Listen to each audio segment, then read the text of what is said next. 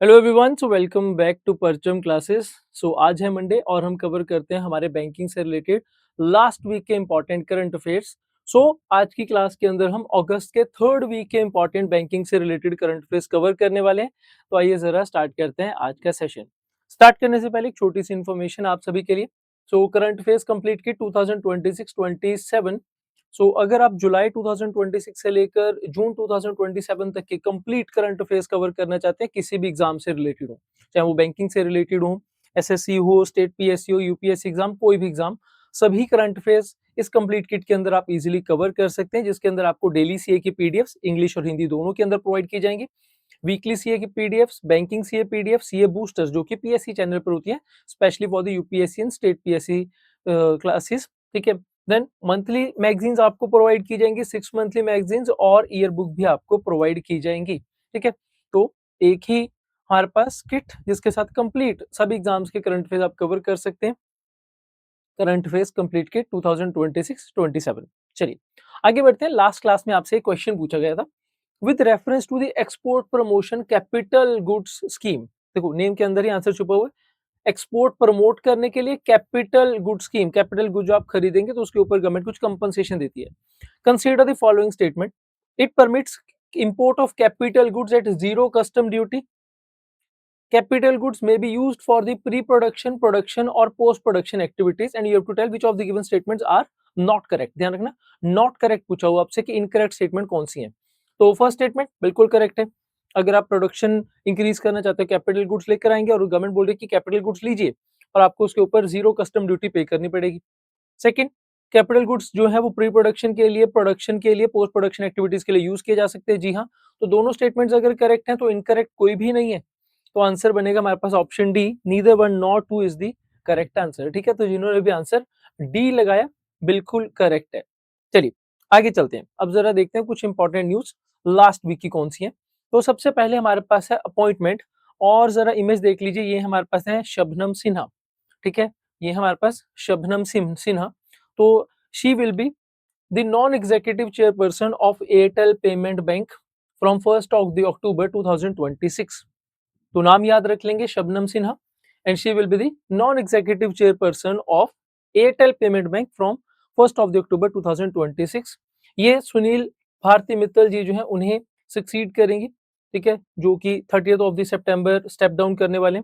So Sunil Mittal had served the chairman of the Airtel Payment Bank since April 2016। अब उनके बाद जो हमारे पास नॉन एग्जीक्यूटिव चेयरपर्सन बनेंगी तो नाम याद रखेंगे शबनम सिन्हा। नेक्स्ट न्यूज है यूपीआई से रिलेटेड। अब रेमिटेंसेस रिसीव करना बहुत ज्यादा इजी हो जाएगा इंडिया के उन फैमिलीज को जिनके कुछ रिलेटिव्स जो है वो कतर में रहते हैं। ठीक है। सो देखिए, send money from Qatar to India with ease. अब यहाँ पर हमारा यूपीआई जो है, मतलब अगर हम देखें यूपीआई को लाने वाली company NPCI, NPCI international which is the one of the arm of the NPCI, तो उनकी तरफ से कतर के साथ जो है कुछ एमओयू साइन किए गए। तो आइए देखते हैं। कतर पोस्ट, ठीक है, वह पहले Qatar post introduces Qatar India postal remittance service using POS transfer powered by UPI. पहले तो नाम याद रख लेंगे, पीओएस ट्रांसफर। ठीक है। तो इसमें कौन कौन सी ऑर्गेनाइजेशंस हैं? Qatar postal. ठीक है। तो इनकी तरफ से इजीली आप जो रेमिटेंसेस इंडिया भेज सकते हैं। रेमिटेंसेस क्या होती है? ट्रांसफर पेमेंट्स की कैटेगरी में आती हैं। वो लोग जो इंडिया से कतर काम करने गए हैं वो अपनी फैमिली मेंबर्स को कुछ पैसे सेंड करने वाले हैं, तो वो जनरली रेमिटेंसेस की कैटेगरी के अंदर आते हैं। विद ईज मतलब आराम से वो जो है सेंड कर सकते हैं। So the services allow the customers in Qatar to transfer the funds directly to the UPI enabled bank accounts in India. तो वहां से ट्रांसफर करेंगे, सीधा आपके बैंक अकाउंट में आ जाएंगे वो पैसे। ठीक है। So it will be available through the Qatar post outlets from the 15th of the August। So it involves Qatar post इसके अंदर है, इंडिया पोस्ट इसमें इन्वॉल्व है, यूपीयूआईपी और एनपीसीआई इंटरनेशनल पेमेंट लिमिटेड। ये हमारे पास जो है ऑर्गेनाइजेशन है which are involve in this initiative. Next, कुछ लिमिट लगाई गई है। ठीक है। तो P to P person generally हम जो यूपीआई पेमेंट करते हैं तो 1 लाख रुपीज की लिमिट है। तो सेम यहाँ पर आपको देखने को मिलेगी कि 1 लाख रुपीज पर ट्रांजेक्शन की लिमिट रहने वाली है। तो मतलब आप कतरी रियाल मिनिमम 10 से लेकर 4000 कतरी रियाल तक जो है वो आप सेंड कर सकते हैं। और एक फ्लैट फीस रखेगी, ऐसा नहीं कि फ्रीली आप भेजेंगे।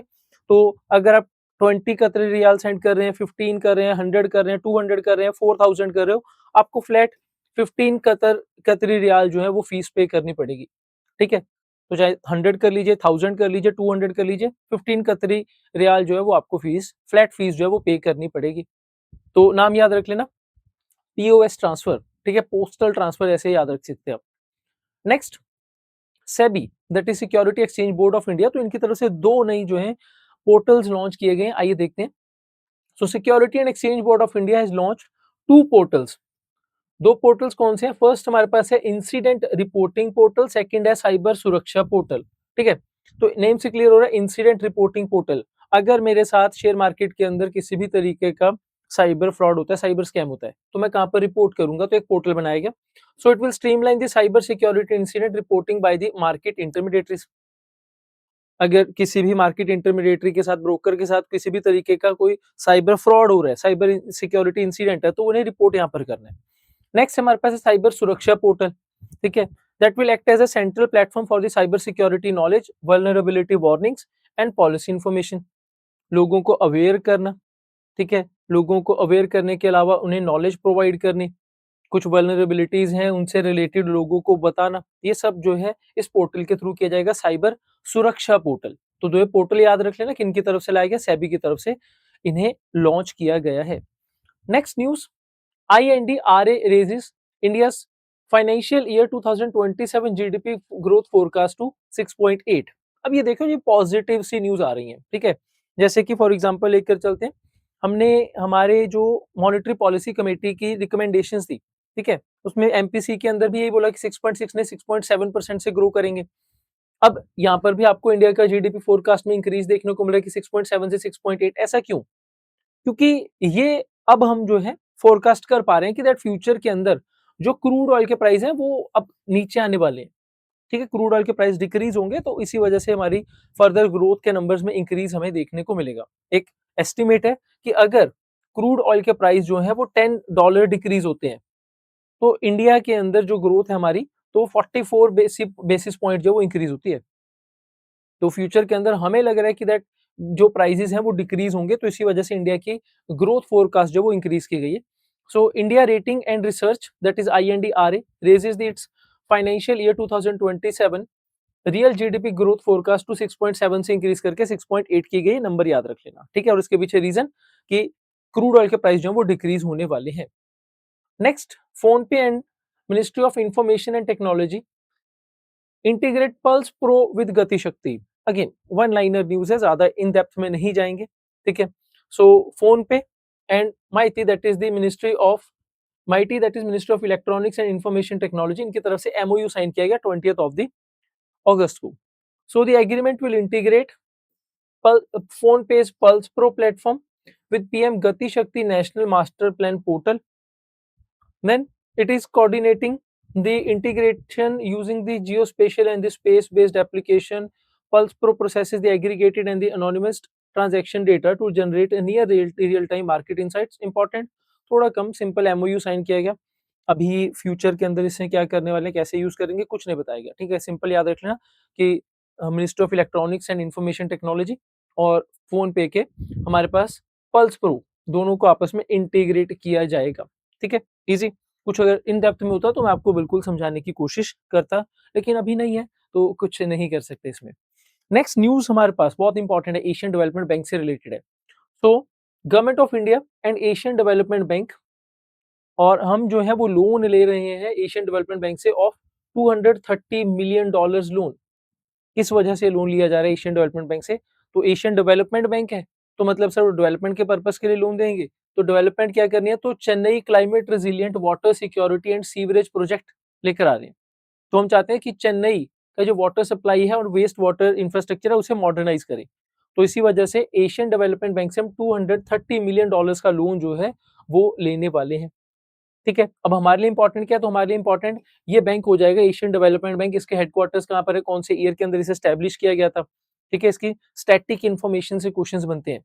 सो Asian development bank it is a regional multilateral bank जो कि जनरली आपको सोशल इकोनॉमिक प्रोग्रेस, ठीक है, देन पॉवर्टी को खत्म करने के लिए, fostering the sustainable inclusive growth across Asian Pacific के लिए लोन्स प्रोवाइड करते हैं। या जिसका ध्यान रखना, एशियन डेवलपमेंट बैंक लिखा हुआ है तो सिर्फ वो एशियन नहीं, एशिया और पैसिफिक रीजन दोनों के अंदर जो है वो जो कंट्रीज है उन्हें लोन प्रोवाइड करेंगे।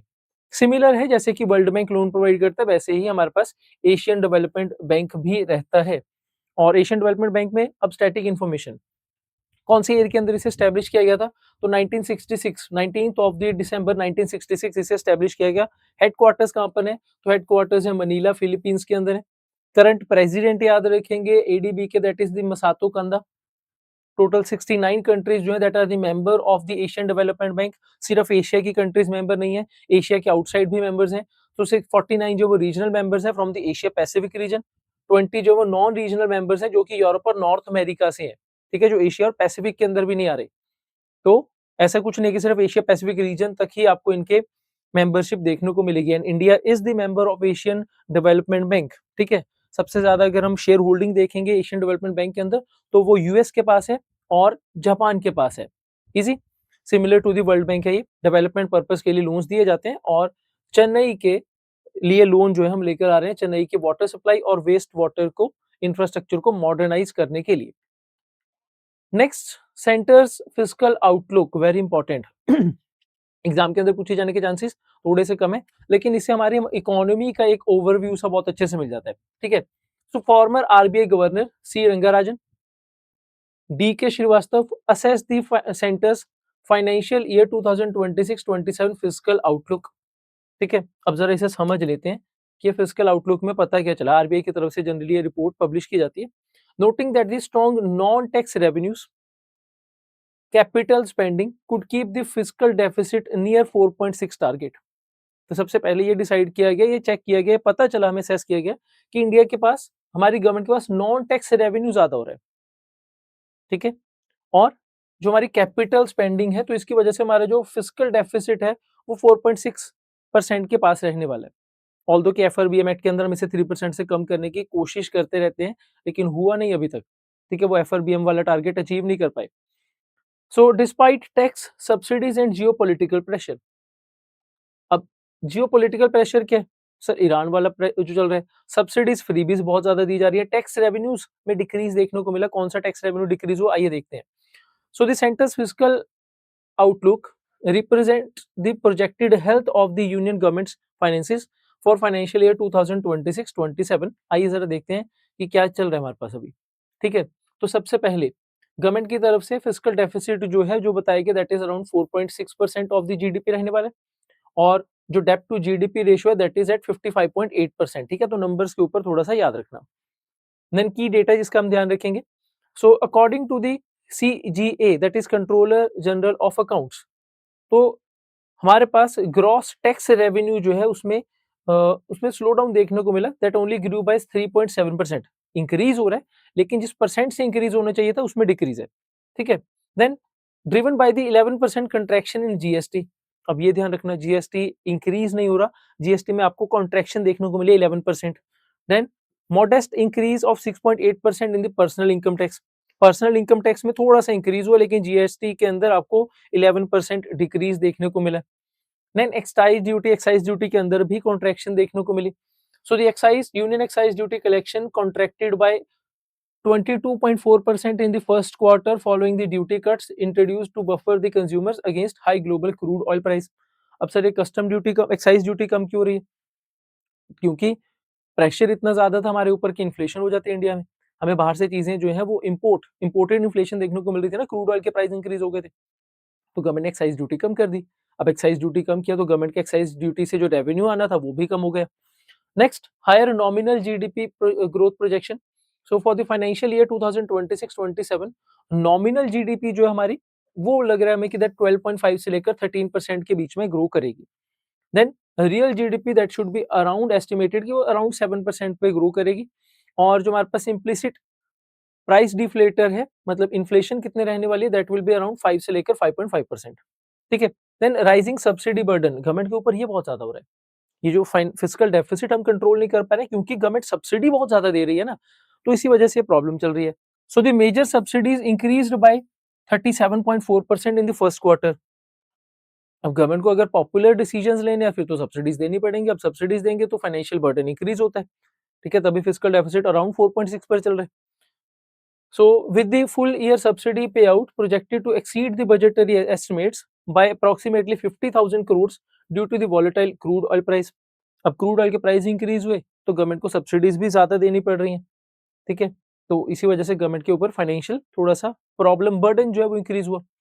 नेक्स्ट, कौन से हमारे पास फिस्कल रिस्क है एंड स्ट्रक्चरल चैलेंजेस अभी गवर्नमेंट फेस कर रही है। तो सबसे पहले lagged revenue impact of tax rate rationalisation.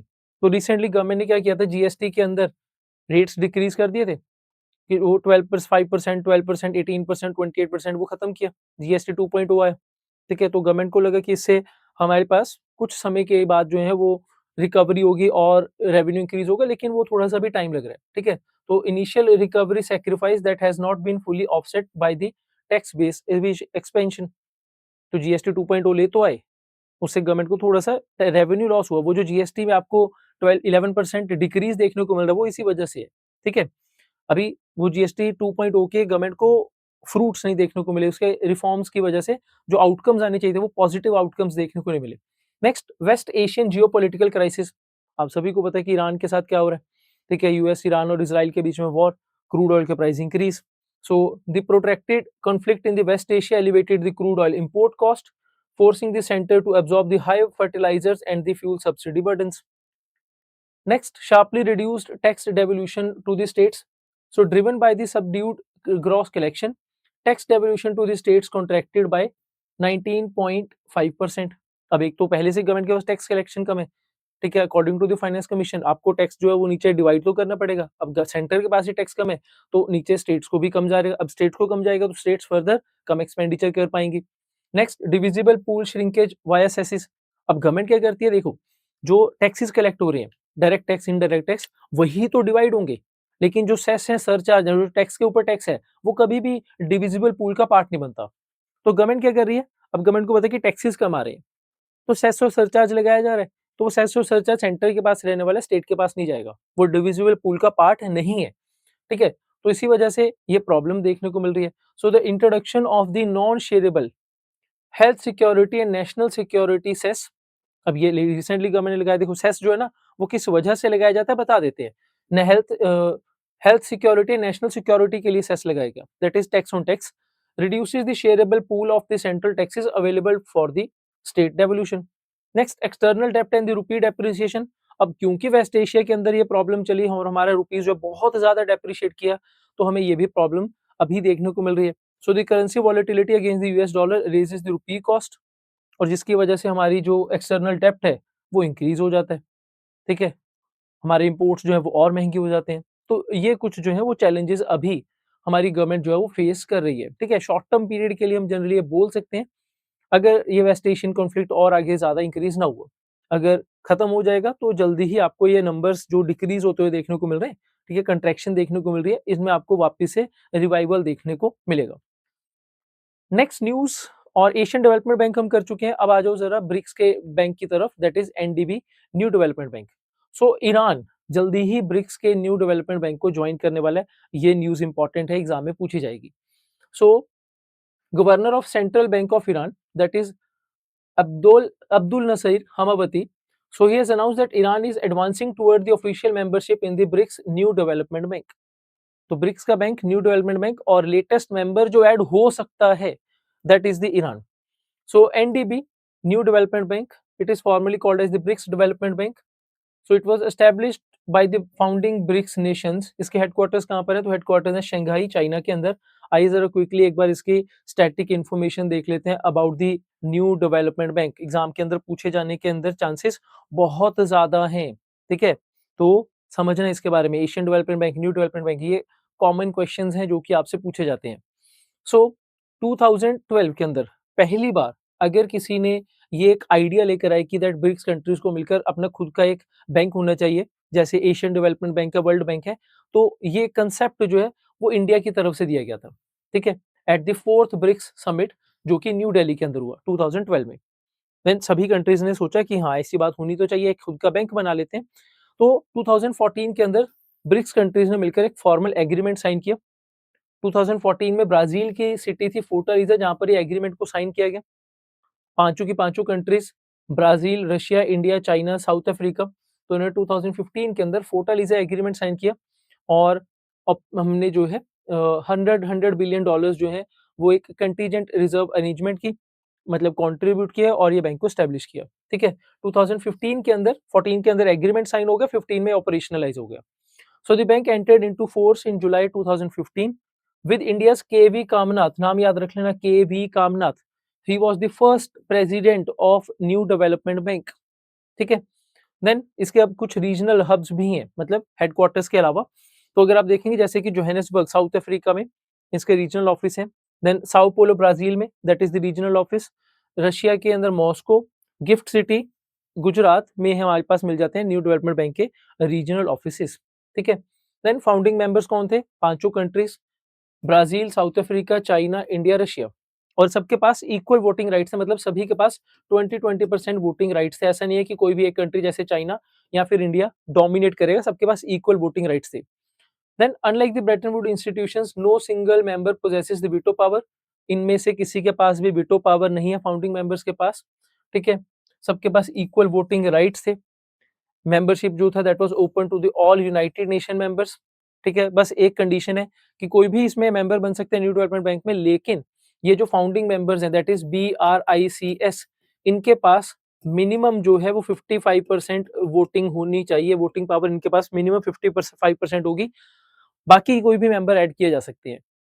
ठीक है, ऐसा नहीं है कि यहाँ पर ईरान पहला मेंबर है, इससे पहले भी हमारे पास जैसे बांग्लादेश 2021 के अंदर बना मेंबर, यूएई मेंबर बनाया जा चुका है, इजिप्ट बनाया जा चुका है, अल्जीरिया बन चुका है, latest Uzbekistan also became the member of new development bank, और अब यहाँ पर ईरान जो है वो जल्दी ही आपको देखने को मिलेगा। ठीक है, तो कौन-कौन से लेटेस्ट मेंबर्स ऐड किए गए हैं याद रखेंगे, और ये छोटी-छोटी सी स्टैटिक इन्फॉर्मेशन जो है वो आपको याद होनी चाहिए related to new development bank, important है, एग्जाम में पूछा जाएगा, थोड़ा-सा फोकस करना है इसके ऊपर। ठीक है, चलिए आगे बढ़ते हैं पीएम केयर्स फंड। अब पीएम केयर्स फंड न्यूज़ के अंदर क्यों है? तो जनरली जो है हम ये बोल देते हैं कि दैट जो भी हमारे पास फंड्स होते हैं तो प्रॉपर उन्हें टाइमली ऑडिट किया जाए, तो लेकिन थोड़ा-सा इसमें डिले देखने को मिला पीएम केयर फंड के अंदर। अब हुआ क्या था कि ये फंड बनाया गया था कोविड के दौरान। ठीक है? तो कोविड के दौरान देखिए आप सभी को पता है कि दैट कितना ज़्यादा प्रॉब्लम थी पूरे वर्ल्ड के अंदर ही। हम अगर मनी यूज़ करना चाहती है गवर्नमेंट तो कहाँ से यूज़ करेगी? पार्लियामेंट सेशन कॉल नहीं किए जा सकते थे। तो हमने एक वॉलंटरी बेसिस के ऊपर एक फंड बनाया जो कि इमरजेंसी हम जो है वो सिर्फ और सिर्फ हेल्थ केयर फैसिलिटीज के लिए यूज करेंगे। तो उसे बोला गया पीएम केयर्स फंड, जिसके अंदर वॉलंटरी सभी लोग जो है वो कंट्रीब्यूट कर सकते थे। बड़ी कंपनीज कॉर्पोरेट सोशल रिस्पॉन्सिबिलिटी के थ्रू कंट्रीब्यूट कर सकते थे। ठीक है, आइए अब जरा न्यूज देख लेते हैं।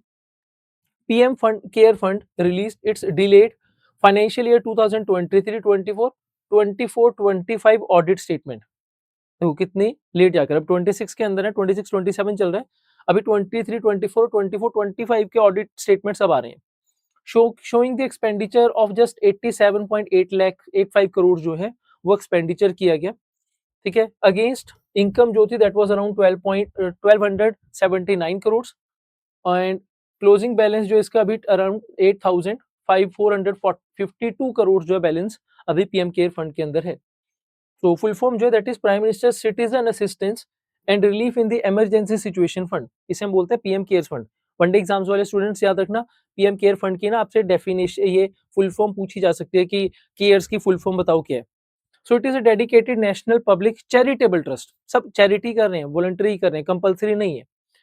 Provide assistance, emergency relief, rehabilitation during the public health crisis, natural calamities and man made disasters. 2020 जब कोविड था तब इसे जो है वो एस्टैब्लिश किया गया था under the registration act of 1908 in new Delhi. Next further इसमें कुछ याद रखेंगे, कोविड के दौरान इसे जो है वो हमने कॉन्स्टिट्यूट किया था, एस्टैब्लिश किया था। कॉम्पोजिशन की तरफ चलते हैं। Ex officio trusteeship and pro bono governance. So it is chaired by Prime Minister of India, very important. He is the ex officio chairman of PM Cares Fund. इनके अलावा मिनिस्टर ऑफ डिफेंस होंगे, home affairs ministers, ex finance minister, these are the ex officio trustees. तो chairman कौन है? So it will be chaired by PM prime minister of India. Ex officio trustees कौन कौन होंगे? Defence minister, home affairs minister, finance minister, alongside the eminent nominated trustees who serves entirely in the pro bono capacity. Next, it operates without budgetary allocation from the government of India. Government of India कुछ भी इसमें जो allocate नहीं करेगी कि हम PM care fund के लिए 100 करोड़ 1000 करोड़ दे रहे हैं, नहीं। इसमें जो भी हो गया कंट्रीब्यूशन वो वॉलंटरी बेसिस के ऊपर है। ठीक है, वो इंडिविजुअल्स कर सकते हैं, ऑर्गेनाइजेशंस कर सकती हैं, पब्लिक प्राइवेट एंटिटीज की तरफ से की जा सकती है। अब इसमें जो भी कंट्रीब्यूशन करेंगे उसके ऊपर 100% टैक्स एग्जम्पशन है, कोई टैक्स पे नहीं करना पड़ेगा आपको।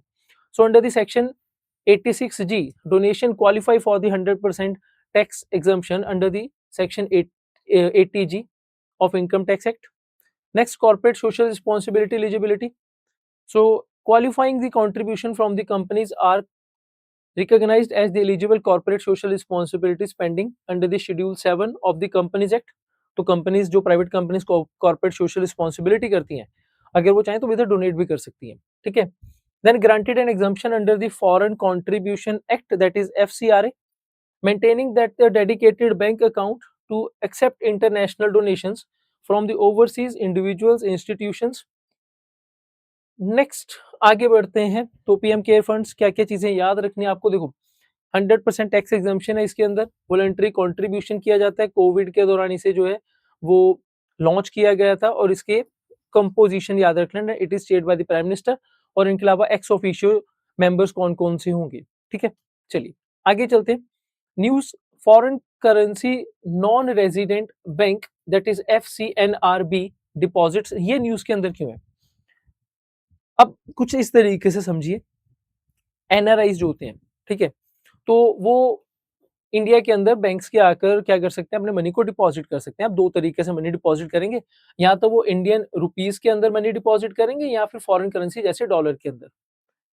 तो FCNR जो अकाउंट्स होते हैं, ठीक है, तो इनके अंदर क्या होता है कि दैट जो फॉरेनर्स हैं वो डॉलर के अंदर या फॉरेन करेंसी के अंदर ही डिपॉजिट करेंगे, वो यहाँ पर मनी डिपॉजिट करेंगे, टाइम डिपॉजिट्स होंगे, एफडीज करवा सकते हैं 1 साल से लेकर 5 साल तक के बीच में, और जब उन्हें वापस रीपे किया जाएगा तो डॉलर ही करेंगे।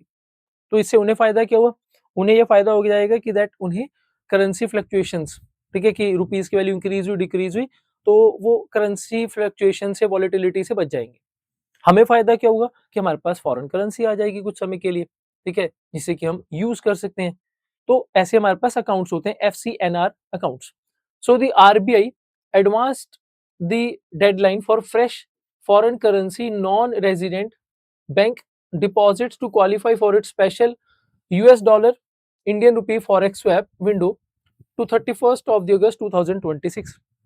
अब ऐसे अकाउंट्स FCNRB अकाउंट जो वो बैंक के पास हैं, ठीक है, तो अब बैंक्स क्या कर सकते हैं, इनके साथ RBI जनरली एक स्वैप करता है कि आपके पास डॉलर्स हैं, आप डॉलर हमें दे दो, हम आपको इसके बदले में रुपीस दे देते हैं, और पहले से डिफाइन कर लेते हैं कि कुछ समय के बाद आपको डॉलर्स वापस दिए जाएंगे, ठीक है, तो हम वो आपको डॉलर ही वापस कर देंगे।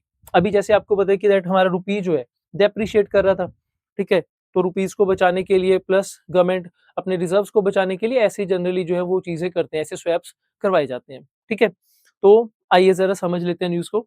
सो FCNRB, बी का मतलब बैंक्स के पास जो डिपॉजिट्स हैं, इज अ टर्म और the fixed deposit account maintained in approved foreign currencies, approved foreign currency जो RBI बताएगा, ठीक है, बाय एनआरआईज या फिर overseas citizen of India. OCI card holders NRIs वो रखेंगे, ठीक है, उनके अकाउंट्स होंगे with the authorised banks in India. अब इन बैंक्स के अकाउंट्स के अंदर खास बात क्या होगी, sir the funds are held entirely in the foreign currency, Indian rupees के अंदर नहीं है, ठीक है, जो भी करेंसी होगी फॉरेन करेंसी के अंदर ही बैंक्स जो हैं अकाउंट्स फंड्स रखे जाएंगे। Eliminating the foreign exchange conversion risk for the depositors. तो डिपॉजिटर्स मतलब मैं एनआरआई हूँ, मैंने मनी यहाँ पर रखी, तो मुझे नहीं पता कि मैंने मनी रखी और बाद में पता चला कि रुपीज जो है वो डेप्रिशिएट कर गया, तो मेरे लिए तो प्रॉब्लम होगी ना। तो मैंने डॉलर दिया तो डॉलर ही लूंगा मैं, ठीक है, डॉलर के ऊपर ही आप मुझे इंटरेस्ट रेट भी पे करेंगे, तो अच्छी बात है। सो FCNR scheme that was originally introduced in 1975, then comes the FCNRB revision. So to eliminate the central fiscal liabilities, the revised FCNRB scheme was launched in 1993, जिसमें कमर्शियल बैंक्स जो हैं वो मेंटेन करेंगे, मैनेज करेंगे foreign currency exchange exposure and liability. अब क्योंकि foreign currency इसमें involve है, तो कौन कौन से हमारे पास लॉज हैं जो कि इसमें आएंगे। So it is govern under the FEMA act of 1999 and RBI master direction on non resident deposits. तो इसका मेन फायदा होगा क्या, तो मेन फायदा ये देखिए, हमारे पास एज ए एनआरआई अगर मैं देखूंगा तो मुझे फायदा हो रहा है कि मुझे इंटरेस्ट रेट अच्छा मिल रहा है, ठीक है, डॉलर ही मैंने दिया, डॉलर ही मुझे वापस मिल जाएंगे। देन RBI के लिए अच्छा क्या हो रहा है कि हमारे पास डॉलर्स आ जाएंगे, तो ऐसी जो क्रिटिकल सी सिचुएशन है इसके अंदर आप क्या कर सकते हैं, आपको डॉलर्स ये वाले यूज कर सकते हैं, स्वैप फैसिलिटीज हैं, बैंक से डॉलर लेंगे और बैंक को बाद में वो डॉलर पे कर देंगे आप। So it is a long term foreign currency capital into the Indian banking system. It reinforce India's external balance of payment, BOP crisis से बच जाते हैं हम, डॉलर्स हमारे पास इधर से आ जाते हैं। Bolster the gross foreign exchange reserves, provide non resident Indians with a secure tax free and exchange risk free investment Avenue in India. तो इंडियन डायस्पोरा को हम फॉरेन कंट्रीज में जाकर बोलते हैं ना, इंडिया में इन्वेस्ट कीजिए, हेल्प कीजिए, तो वो इस तरीके से कर सकते हैं।